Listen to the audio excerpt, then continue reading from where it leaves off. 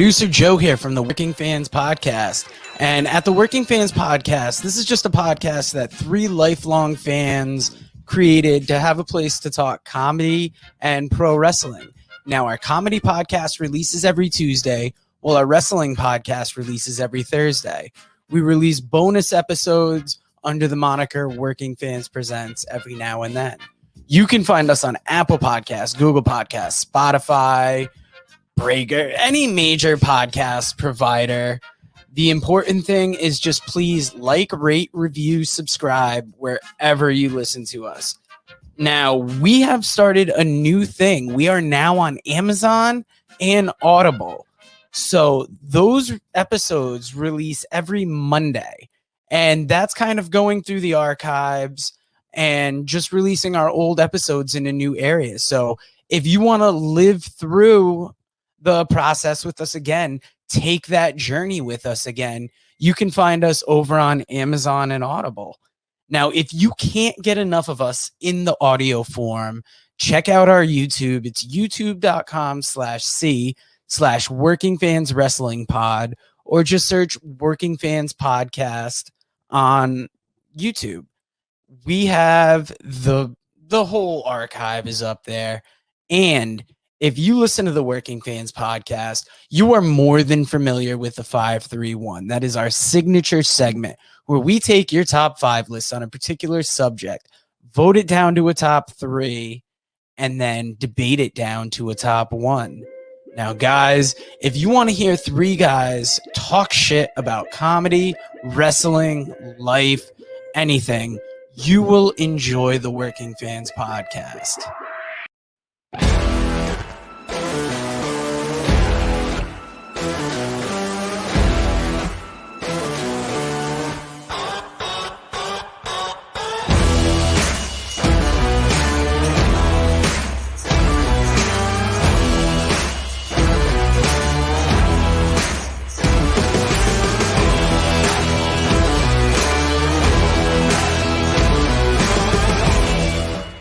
Everybody, it's the Working Fans Combatcast with Chevy and the man called Dave.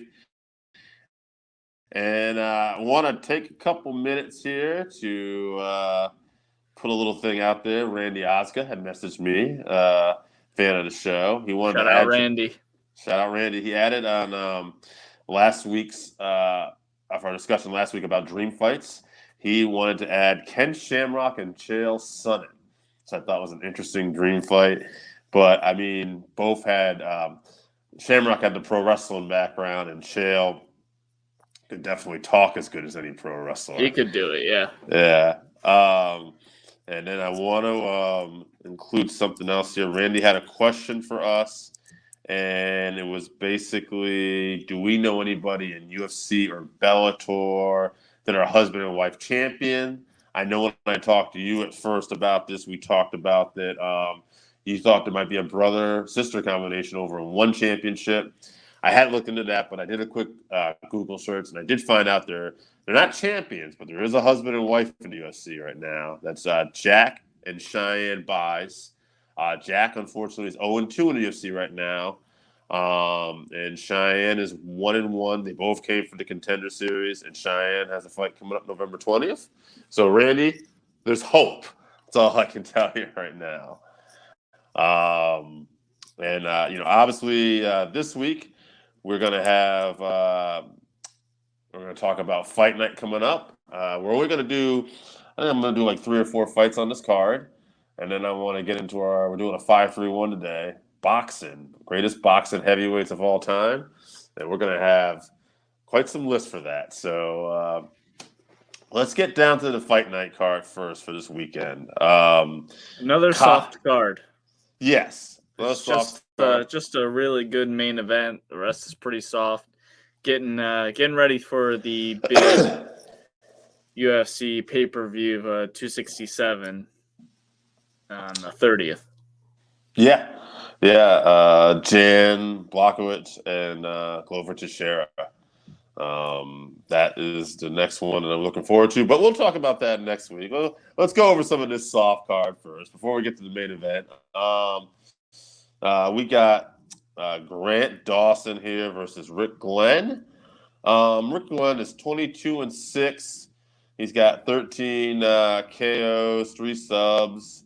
He's like 4-3 in the UFC. He's kind of one of those middle of the road guys. He's tough though. He's tough. Yeah, he's durable. He's durable. Yeah. Yeah, and Grant Dawson is 5-0 in the UFC right now. Kind of quietly, I think, is slipping in there on a good record. 17-1 overall. He's on an 8-fight win streak. He's got like 11 subs and 4 KOs. Pretty good all around. I gotta think Dawson's gonna take this.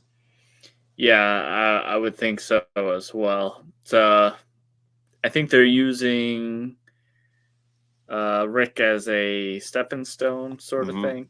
You know, the UFC does promote their younger or their up and comers rather. So I think that's what this is. Put him as a co-main. Try to give him some shine. And then we got Jessica Rose Clark fighting on this undercard as well. She's taking on Jocelyn Edwards. Jocelyn Edwards is 10-2, 1 in the UFC, 1-1 in the UFC. Her last fight was a decision loss. And then Jessica Rose Clark, who's 10-6-1, 3-2 in the UFC. Her last fight was a win, and she's gotten a few wins over people like Beck Rollins, Paige Van Sant. Not necessarily cream of the crop, but notable names. I don't know about Jocelyn Edwards. She's very new to the UFC. I'm going to go with Jessica Rose Clark, just on experience a little bit with some bigger fights, but this seems like one of those ones where maybe they're trying to see what Edwards has. Yeah, I haven't seen too many of her fights either. Jessica Rose Clark, also pretty durable as far as female fighters go. So I'm pulling for her. I imagine that will probably be a decision, though. Yeah, I think you're right. Yeah, decision. Now we got a fight I'm actually kind of interested in. Bruce Leeroy, Alex Caceres, taking on Sung Woo Choi. Sung Woo Choi is like 10-3, 3-2 of the UFC. He's on a 3-fight win streak though. Alex Caceres, this guy's 18-12 overall, but it's like he's 13-10-1. I'm sorry, so there's 18-12-1. So he's 13-10-1, like in the UFC. So most of his fights have just been in the UFC. Like he's been in the UFC at a very early time in his career. And he used to be a guy who wins 1, maybe loses 1, win 2, lose 2. But he's on a 4-fight win streak right now. This is the biggest win streak he's had of his career, I believe. I think he's on fire. I think he's got a ton of experience. I think he's fighting better than ever. And I see him getting it done here. And I'm going to even say by submission, maybe round 2. Yeah, Bruce Leeroy was one of the names that first got me into UFC, you know, just because I thought his name was interesting. So he was one of the first fighters I started to kind of follow. And like you said, he was, a 500 fighter for a long time. And he has been fighting, the strongest, like, up-and-comers. He's not a top-level talent, but he fights those really tough guys, on their way up. And lately, you said he's on a 4-fight win streak. He has been showing his experience in fighting with a good IQ. So I like seeing him, fight smarter instead of just trying to do flashy stuff in there. So I think he would get this win as well. I'm hoping anyway. Yeah. I hope so too. One of the good guys in the sport. Right. Dwight Grant, who's 11-3, 3-2 in the UFC. He's coming off a win. He's got 7 KOs. He's taking on Francisco Trinaldo. Trinaldo. Yeah. Francisco Trinaldo is 26-8. He's 16-7 in the UFC. He is coming off a loss. This guy's also 12-1 in kickboxing. When I look at this guys here, I see skills-wise. I think Francisco is just more skilled here and just has so much experience. And I don't think he's like somebody who's aging yet that's going out the pasture. Like still think he's one of those guys that he can beat a lot of fighters in the UFC. I just don't know if he's one of the elite. I'm going to take Francisco with submission here as well. I think that this is going to be similar to what we saw last weekend with Arlovsky, where his experience, Francisco looks, I don't want to be mean, but physically he looks old and weathered. He's got a lot of scar tissue or something, I don't know, but he looks much older than he actually is. He has a lot of fights, so I'm expecting him to come in. Usually fights pretty aggressive, so I'm expecting him to come in, be aggressive, and get a knockout in probably the second round. Well, we'll see. I got submission. I'll go, like I said, submission round 2. And the main event, Paulo Costa, Marvin Vettori. I think I said, yeah. Vettori. Yep. It's a tough fight. They're both coming off a loss to Izzy. Paulo Costa took a little more time off. But Marvin had to get that hair transplant. But Marvin didn't really get hurt in his last fight or anything like that. He just got beat. Man, MMA math is a weird thing. I would say if you base off their performances against Izzy, Marvin had better showings because Paulo Costa did not have a good showing against Izzy. But styles make the fight, and Paulo Costa hits like a brick. I think Paulo Costa, if he could catch him early, I think he's definitely going to be one of those fights. But I think if this fight, once it goes, it is a 5-round fight. Once we get to like round 3, 4, and 5, I'm going to favor Marvin. And it's a tough fight because I can see Paulo getting him out early, though. But I'm going to say I haven't seen Marvin get finished yet. I haven't seen him get laid out or anything. So I'm going to say Marvin will survive. And I think he'll pull this fight out. I'll go with a decision or maybe get a late stoppage. Yeah, I think you're right when you say that later on the fight favors Marvin for sure. Going back to, our MMA math of who looked better against Adesanya. Yeah. If Marvin fought Adesanya the way that Costa did, he would have got knocked out. But he just tried to hold him up against the cage the whole time. Fair point. And I think he's going to do that to Costa also, which will keep him safe from getting knocked out until Costa gets tired. So I think we're going to, either see a late – Costa's pretty tough, so I don't see him really getting finished. So either a late KO for Marvin or a decision for Marvin. Okay. I would agree. That being said, I think we'll go right into our boxing. The only thing I want to add is a couple good finishes. A couple good wins, notable fights last week on Bellator.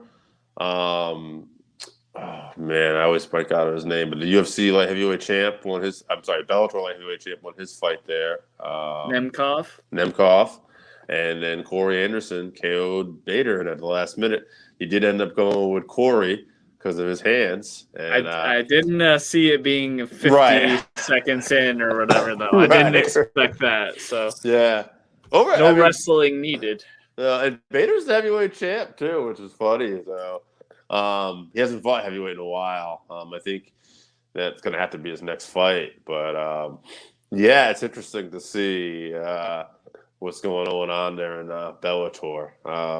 Corey's dangerous for matchup-wise, thinking of – obviously him and Nemkov is the best matchup in the division, but stylistically, too, I'm not sure who's going to beat him. It's tough. If he's on his game, he's very hard to beat in whatever promotion he's in. I think what's interesting with Bellator is the light heavyweights are really clearly better than the heavyweight division for the most part. Because a lot of heavyweights they're younger and they're better athletes in most cases. So it'll be interesting to see if Bellator keeps mixing and matching like some of these light heavyweights. Like I can see a few double champs in there. Like Corey Anderson might be a double champ at some point. That's a good point. Yeah, Nemkov could also do the same thing Bader did. So. Yeah, absolutely. the danger will be is when they fight a heavyweight who maybe not as skilled, but of course they're a true heavyweight. There's always that chance of getting caught. Right. Well, if you want to look at the skill in the heavyweight division in Bellator, you can see Chael Sonnen, who is a middleweight, did well. Right. You know, Right. he got beat by Fedor, right? Right. So Yeah, he got caught by Fedor. if he didn't get beat by Fedor, he might have had a shot at being heavyweight champ in Bellator. Yeah, I mean it's really interesting. Like Mitrione and guys like that who were kind of in the middle of the road, but explosive athlete. I want to give Mitrione credit, but like in the UFC, and it's just like, I mean, Bellator's got great lightweights, welterweights. I think Nemkov's a great light heavyweight from what we've seen, but that heavyweight division is like the UFC really has like the best heavyweight division. Like For sure. Yeah, it's not close. But speaking of heavyweights, let's get to our subject here. Top 5 heavyweight boxers of all time. We thought, there was so much fun talking about Fury and Wilder recently, putting a little bit of shine back on boxing in the heavyweight division. I thought, let's look at some of the great heavyweights because, for a while there was that Klitschko era that a lot of people thought kind of killed off boxing for a while. Boring. It was fights. tough. Yeah, but there are a lot of great eras of boxing when you look at it as a whole. So I thought, you know what, this would be interesting. Let's see what some people come up with, and this didn't point me. Now, I got so many lists, and since I got a ton of lists, Chevy's going to also keep voting here. So forgive him if he's not in the video. He's going to try. Yeah, he's going to try. But we have a good idea who some of the top vote getters will be.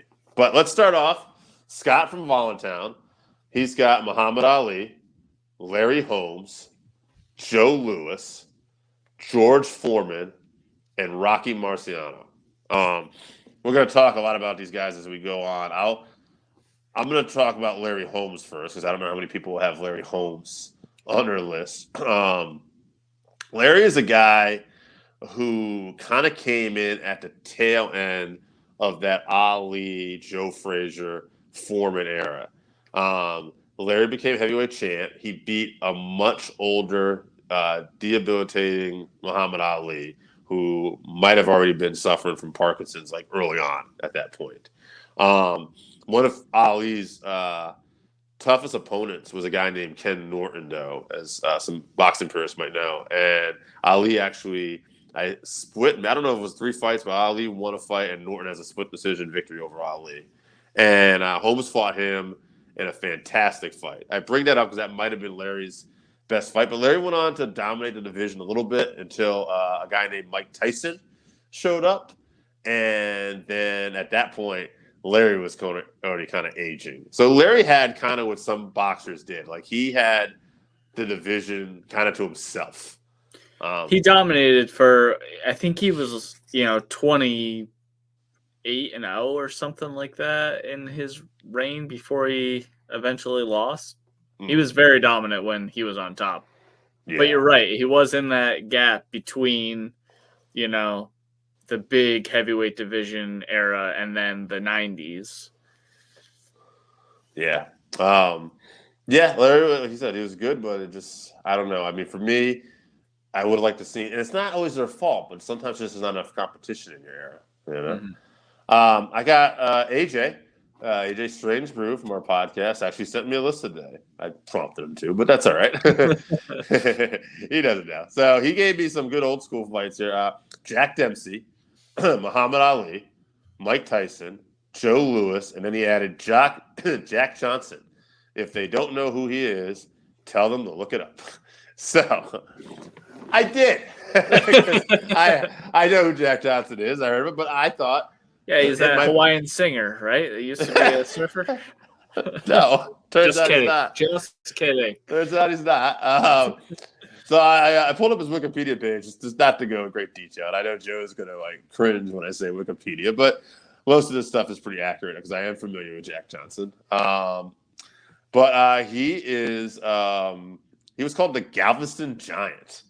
And he was, they said, at the height of the Jim Crow era, he became the first Black American heavyweight boxing champion from 1908 to 1915.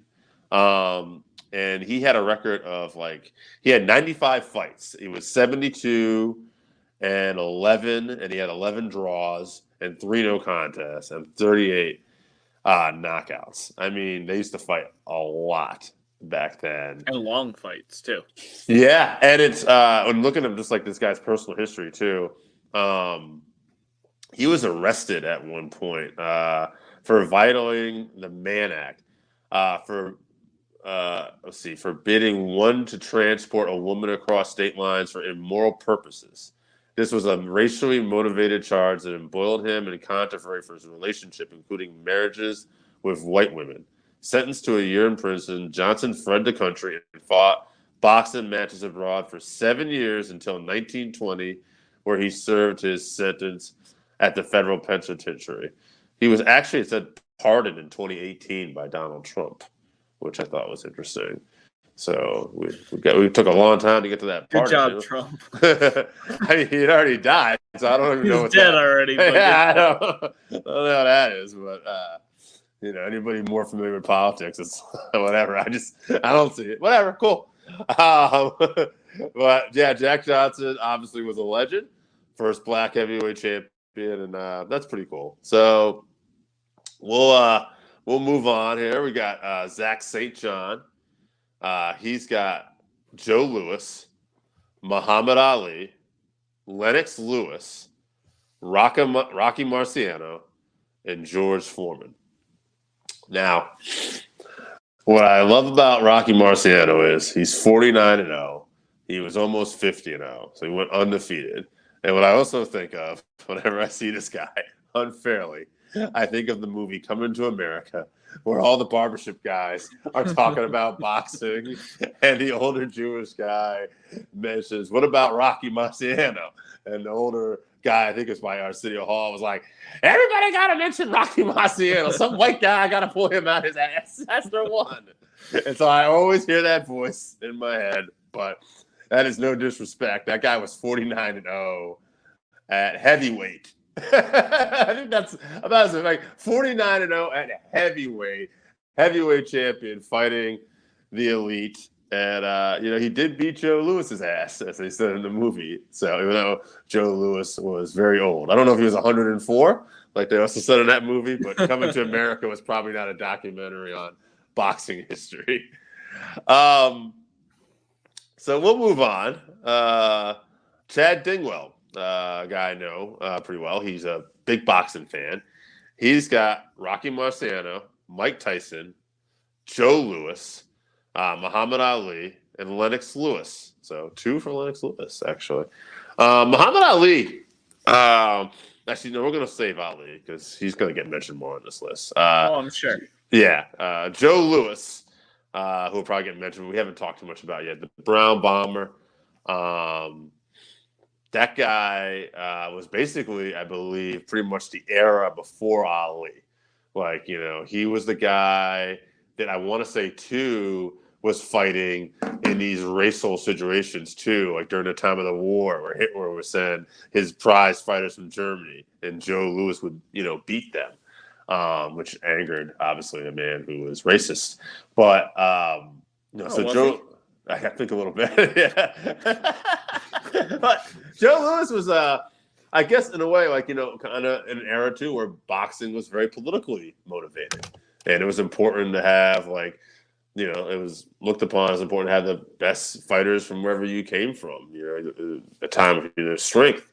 And Joe Louis represented America in a time of racial tension, too. So it's interesting.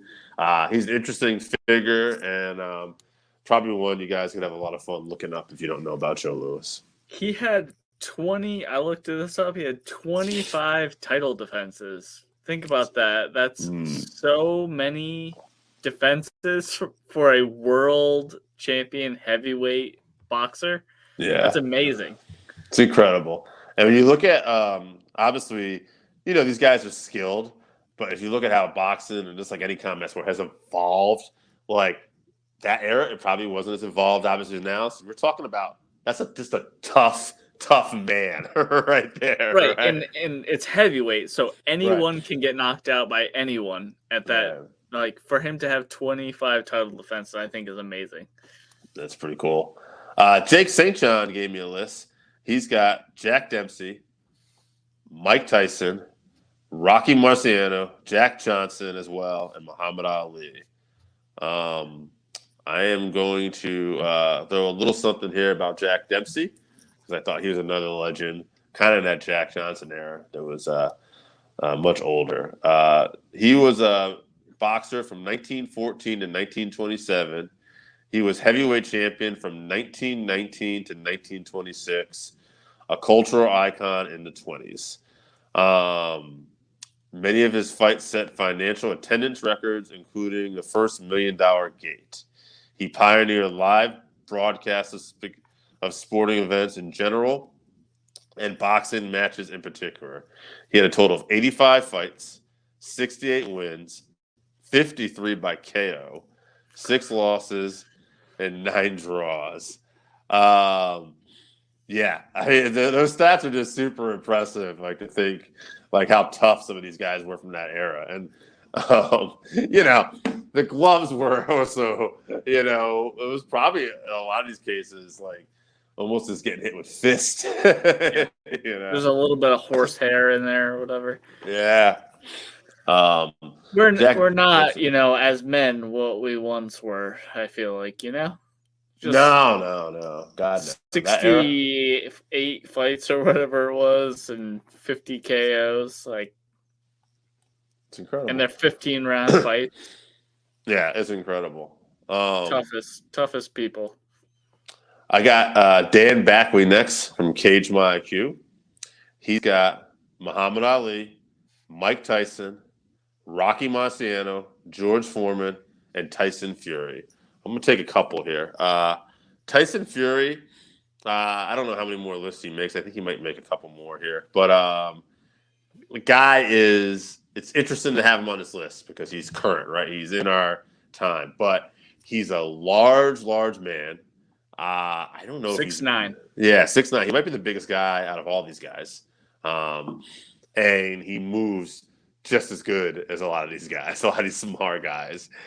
He's tremendous. And it'd be interesting to see what he would do in one of these eras of boxing. It's tough to say because that's just not how time works. But yeah, like if like the meme, what girls would do in a time machine, go see their great grandma. I would take Tyson Fury with me and try to put him against Jack Johnson or Jack Dempsey or Muhammad Ali and just see how it goes. Because it'd be interesting to see what that guy's just his attributes, with his size and skill could do against one of these guys. Yeah, he's a freak of nature. Yeah, he's a scary guy. Now, I'm going to go with Mike Flynn here. He's got a list. Mike Tyson, Muhammad Ali, George Foreman, Joe Frazier, and Rocky Marciano. All right, let's take a couple here. Let's talk about Joe Frazier and George Foreman because we haven't covered them yet. Joe Frazier, Smoking Joe. Considered one of the great brawlers of all time, known for taking 2-3 punches just to get one good one in. He was considered Muhammad Ali's toughest rival. He owned a victory over Ali. Ali owned 2 over him. The third fight was Throw Manila, which is considered one of the most legendary, brutal battles of all time. Mm-hmm. Joe was probably considered the greatest heavyweight not named Muhammad Ali. He just... he vanquished a lot of people, but Muhammad Ali, he was in that era with Muhammad Ali. That being said, any truly great fighter needs that rivalry, right? And like Fury's got Wilder, Frazier had Ali. He was on the losing end of that, unfortunately for him. And that took a lot of shit personally too. Ali really, kind of softened his stance over the years on Joe and liked him, and Joe never did. I think Joe joked around when Ali was lighting the Olympic flames one year there, and Joe's like, I was hoping he'd fall in. I was like, Jesus Christ, Joe's taking this to the grave. Yeah. And then on George Foreman, I want to talk about him for a minute too. George Foreman was possibly arguably, but I would think he was the hardest hitter of all time. Tyson, heavy-handed. There's a lot of heavy, but I think Foreman was the guy. He was knocking out everybody. And you talk about styles making fights. Muhammad Ali used a rope-a-dope and tricked Foreman, but Joe Frazier, who we just said was Ali's greatest rival, Foreman mopped the floor with Joe Frazier because that style of taking 2 punches was not going to work with a guy like George Foreman. You can't take those 2 punches, yeah. No, and Foreman was such a heavy hitter that he ended up fighting in his late 40s again, came back, and won the heavyweight championship of the world on a fight that he was pretty much getting outpointed, but caught the guy, Michael Moore, and knocked him out in round 10. There was a long gap, too, between his younger fights and when he came in, fat and happy and knocked that guy out, yeah. Yeah, he added some professional wrestling showmanship to himself. Then later on, little Ali, he borrowed from those guys. But because, he was not that way when he was younger. He was just a scary. He was mean-mugging, Tyson-esque kind of person, yeah. Absolutely. But he came back a happy, fat old man, but still had that power. Still knocking people out, yeah. Yeah. Now we got Randy Oscar, who gave us 6 people on his list. But that's all right, Randy. We'll count him because he comments on the show a lot. So Muhammad Ali, Joe Frazier, Mike Tyson, Tyson Fury, Rocky Marciano, and Vladimir Klitschko. We'll talk Klitschko a little bit here since he's the 6th man. I was talking to Scott Valentine about this, and it's like Klitschko, he dominated boxing for a little while, but at the end of the day, he, like I said with Ali and Frazier, he didn't have a great rival, too. It wasn't his era of boxing is just not looked on as something. It's almost looked upon like this guy almost killed boxing. It's like it wasn't very exciting. He used a very not exciting way, like he would clinch a lot, tie people up, and but he never took a lot of damage, and so someone could say he was smart. He just jabbed people, to victories, yeah.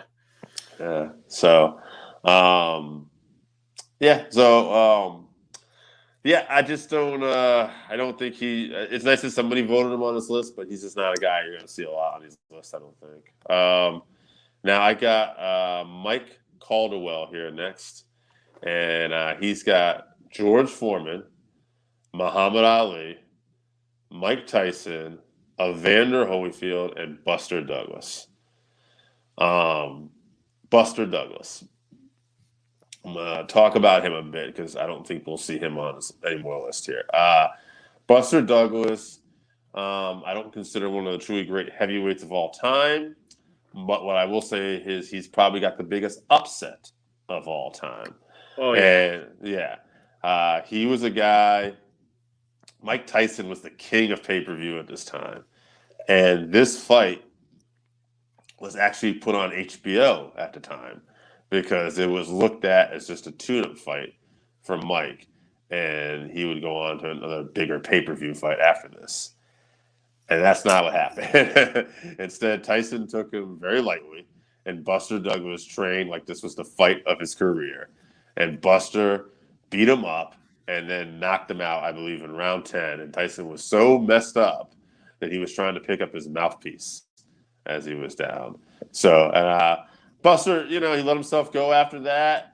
This is his one claim to fame. He has the biggest upset, but at the end of the day, pretty cool, man. You beat Mike Tyson, so who else can say that? Right, you ruined the career of one of the most exciting heavyweights of all time. Good job.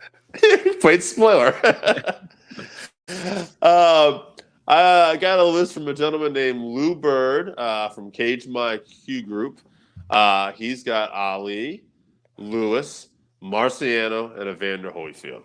All right, so we'll talk Lennox Lewis, because that's how he has it written here, and Evander Holyfield.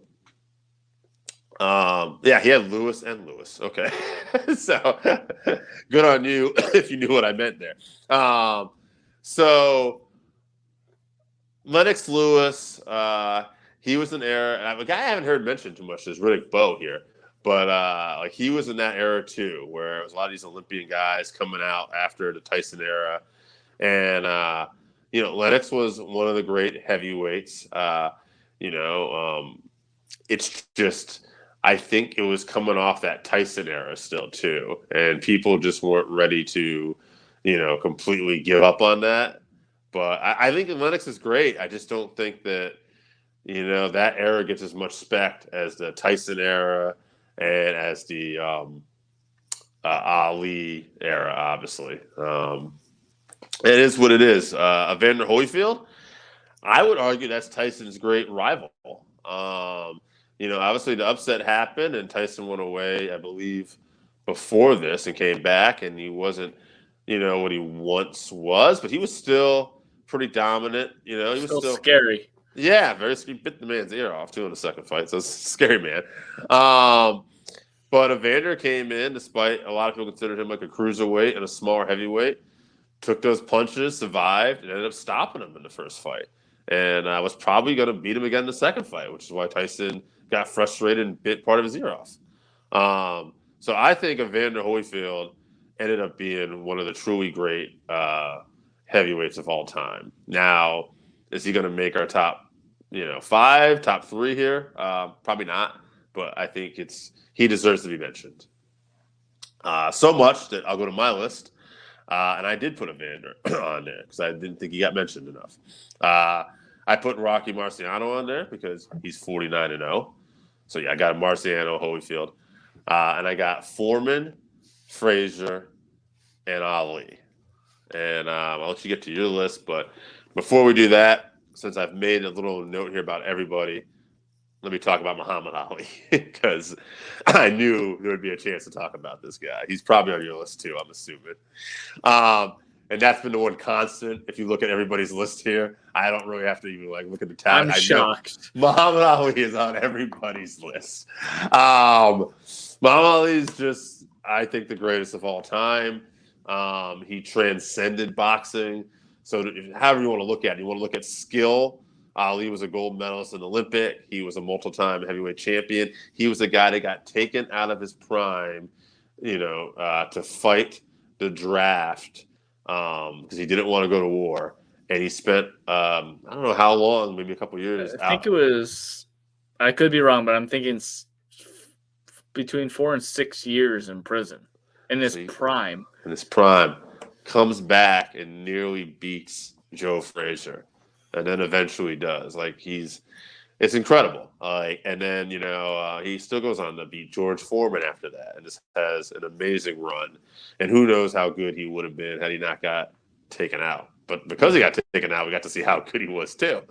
The guy, to me, my father who served in the military, one of the guys he never had an issue with, and I know some people did in the military, was Ali, because the way he said it was, there were a lot of people who used to dodge the draft and run away. He said Ali chose to fight the draft, and he stayed here. And he said, I always respected him for that. And I think that says something, that, that sometimes Ali got frowned upon by some people. But, he went through the system and then took his punishment, and he stood by what he believed in. And, maybe people didn't look at that fondly, some people at that time, but I think history should look at that fondly because at least with respect. You don't have to like it, but right. He didn't run away. He faced whatever consequences were coming his way. Mm-hmm. In the prime of his career, his multi-million-dollar career. Yeah.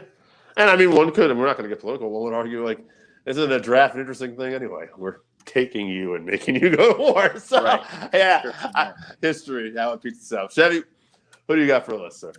All right, so I have number 5. I have Larry Holmes, who he probably would be higher on my list if he had retired a little bit earlier. He had a few losses towards the end of his career, which I don't think he lost until he was in his mid-30s. So it's still very respectable.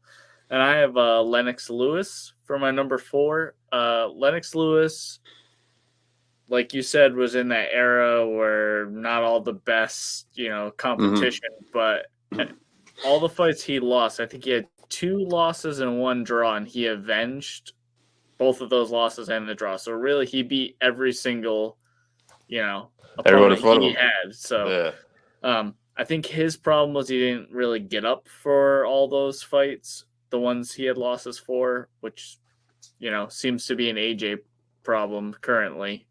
But Anthony Joshua, by the way. Yeah, AJ. Sorry, AJ Strange Proof. Yeah. So you can you can understand when he's in that era, it's harder to get up for those fights. And then and we talked about Joe Louis with his 25 title defenses. He's my number 3. And then I have Tyson Fury as my number 2. Like we talked about, he's a freak at 6'9" with amazing footwork and head movement. He's great on the mic. Not that makes him a better boxer, but maybe psychologically, he can do whatever style of fighting that is necessary. We've seen him box Wilder. We've seen him bully Wilder. He can do that with anyone in the division right now. So then number 1 for me obviously would be Ali. He can do the exact same things as Fury, except he did it in an era where he fought the best of the best in the whole of heavyweight boxing. So yeah. Obviously I know who got the most votes. So I know who number 1 will be. Where are we on the rest of these votes here? So it's looking like we have Ali, obviously, Rocky Marciano, and it's looking like Mike Tyson. All right, Tyson and Marciano, 2 and 3. So let's argue those two for a minute because Ali clearly going to be in that top spot. Let me tell you why I think we should drop Marciano. I don't think he fought the best of the best. I think the way I've read, because obviously I wasn't around in these times, the way I read, he got to pick and choose some fights, a lot of fights, and dodge some of the heavier, harder fights for himself. So I say we vote him out. And, I mean, that's a fair, because I do know in some of his fights, he fought Joe Louis, and Joe Louis was way past his prime at that point. So, yeah, I mean, I get it. So for that reason, even though I would say competition would be something maybe Tyson was having some of the same issues with, he fought who he could fight at that time. And Tyson became a bigger name, no doubt, too, pop culture-wise, too, if we want to look at stuff from that standpoint too. So I have no problem with that. I have no problem putting Tyson too. I mean, some of the guys I liked to be in this list wouldn't be these guys anyway. Like Ali would be in there, and it's nothing against them, but like I would argue for the guys like maybe Foreman. I feel like Foreman's right there. He was very close, right behind Tyson. Yeah, on people's list. So yeah, it says something, But to me, I mean, there's a reason why he was on everybody's list. Muhammad Ali fought the best of the best, and he was in the richest field heavyweight era, and he had it taken away from him, and he came back, and he still did it. And he did it looking pretty. He did. So he's a bad man. So to me, that's there wasn't really even a question, unless the votes had changed it for some reason. I knew who I wanted to do a number 1 spoiler. But yeah, I have no problem with this list. Ali. And again, we're basing a lot of this off of your votes too. So we appreciate the feedback. Yeah, absolutely. Lots of good feedback on this one. Yeah. So Ali, Tyson, and Marciano. It's not a bad 3, no matter how you shake it. So that's right. So I think that's it. We covered UFC for this weekend. We're both more excited about the pay-per-view the following weekend. Yeah, on the 30th, UFC. The 30th. Ooh, 267. It's coming up quick. Can't wait. I got a big Friendsgiving event I'm going to that weekend, but I'm sure me and you will meet up somewhere afterwards. Somebody's house. Those fights, yeah. Yeah. But until then, all right, folks, it's the Combatcast. Man, they call Dave, Chevy, and we appreciate you. We're out. Later.